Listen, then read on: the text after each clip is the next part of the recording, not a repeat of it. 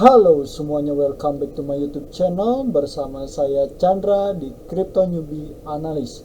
Per hari ini kita bakalan ngebahas tentang pergerakan harga Bitcoin dan akan dibawa kemana Bitcoin per hari ini. Jadi untuk per hari ini ya kita bakalan update terlebih dahulu dari crypto market cap yang dimana ada kenaikan sekitaran 2,39% ya. Si posisi dari top 10 cryptocurrency per hari ini cukup ranging hijau ya, dan per hari ini Dogecoin mengalami kenaikan mengalami penurunan sekitaran 9,40% ya.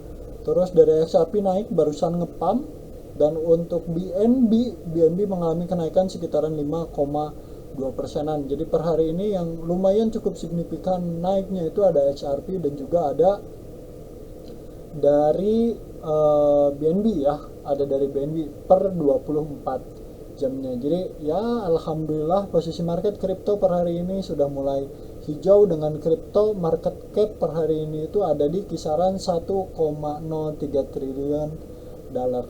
Jadi tanpa lama-lama lagi kita langsung masuk saja ke materi intinya teman-teman.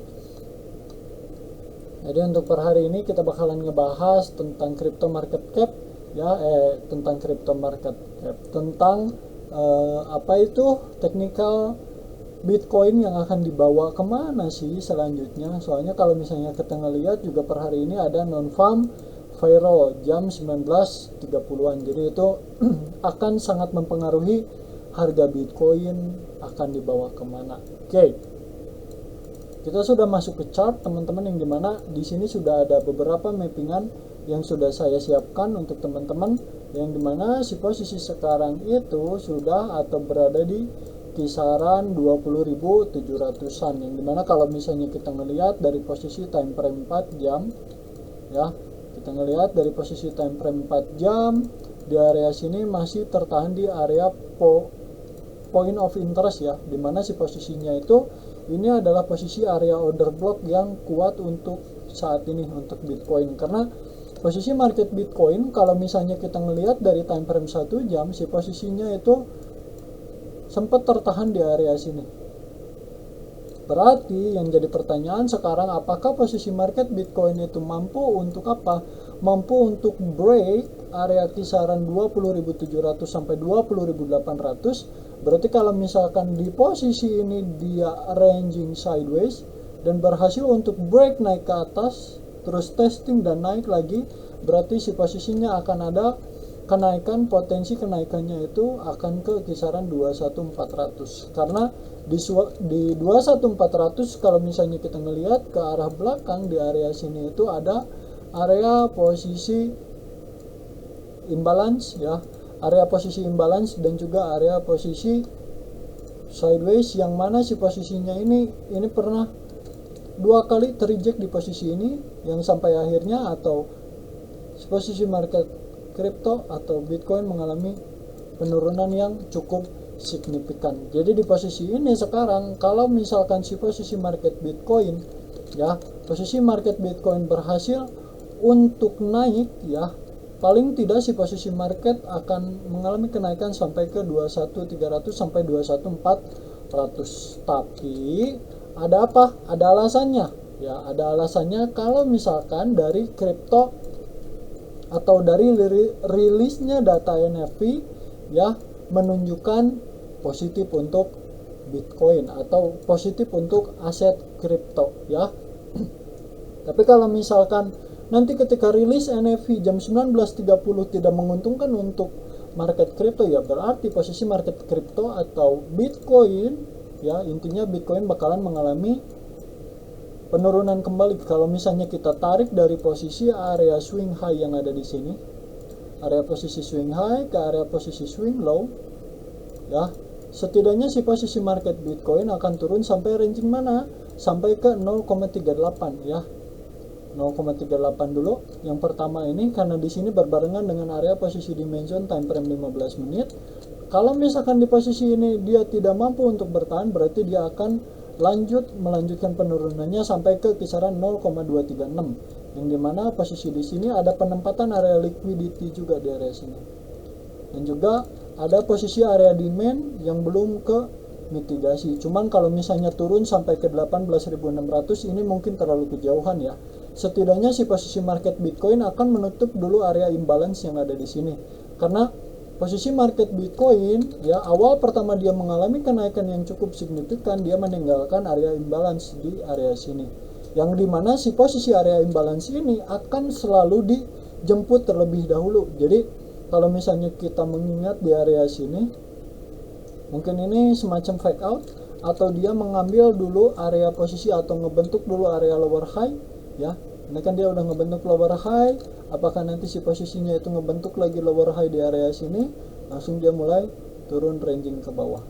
Mungkin di area sini nanti udah ngebentuk double bottom, baru mulai bouncing lagi menjemput area imbalance yang ada di kisaran 20.300-an atau 20.200-an. Seperti itu teman-teman. Jadi untuk sekarang sebenarnya kita peranalisis sebelum adanya NFP ya, peranalisis sebelum adanya NFP ya, mungkin menurut saya kalau misalnya kita ngelihat dari data NFP ya, dari data dari data jobless claim yang sebelumnya si posisinya itu mengalami penurunan, yang dimana berarti ada perkembangan ekonomi yang cukup di negara Amerika Serikat.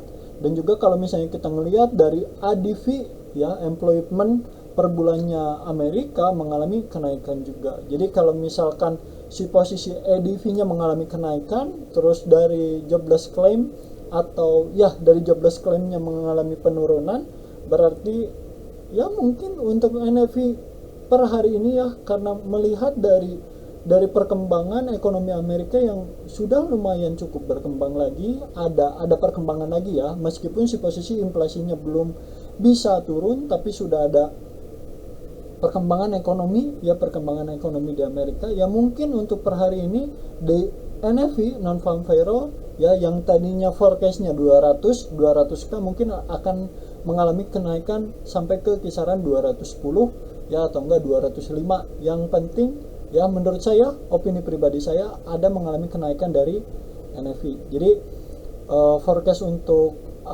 aktual untuk sekarang di NFP itu jadinya bagus untuk dolar dan tidak bagus atau negatif untuk aset kripto ya, atau obligasi aset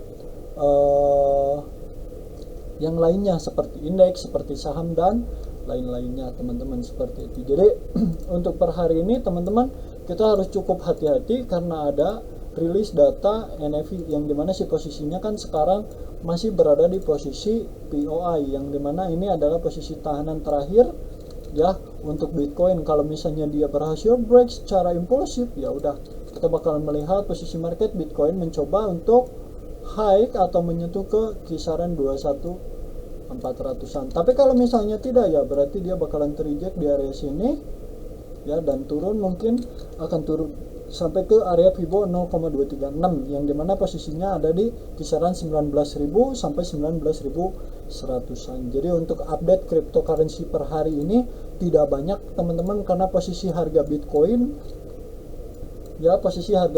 per hari ini tidak mengalami kenaikan yang signifikan. Malahan altcoin yang mengalami kenaikan signifikan karena posisi BTC dominansi yang turun, Bitcoinnya sideways, berarti waktunya untuk altcoin pump besar-besaran. Dan terbukti ya, per hari ini ada band yang mengalami kenaikan sekitaran 160% hanya dengan 2 hari. Itu teman-teman ya. Jadi untuk per hari ini cukup itu aja mungkin dari rilis data NFP. Kita menunggu dulu dari situ. So untuk teman-teman jangan lupa do your research, karena apapun yang kalian lakukan di market itu adalah tanggung jawab kalian sendiri. Saya Chandra pamit, see you, bye bye. Assalamualaikum warahmatullahi wabarakatuh.